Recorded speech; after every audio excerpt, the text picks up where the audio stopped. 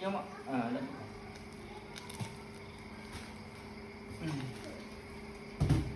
mối tiệt nè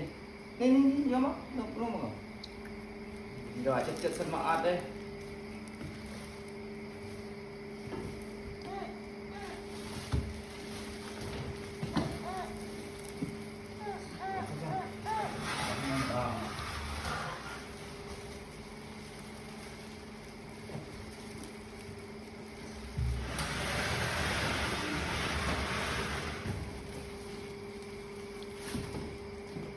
chui ra nhiều bốc tiệt đấy cái phần giới thiệu wow nên chui đây là này không phải nó tê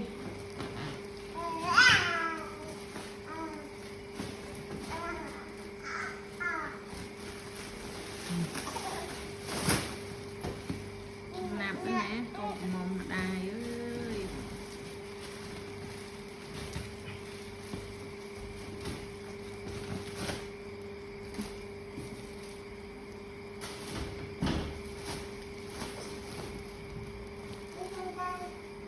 ơi đua lỡ tội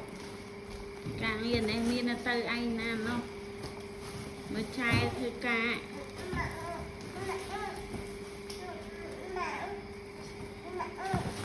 đúng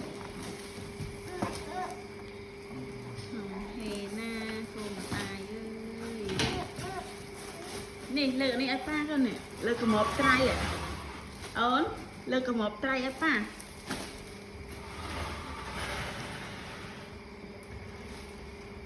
rồi chọn anh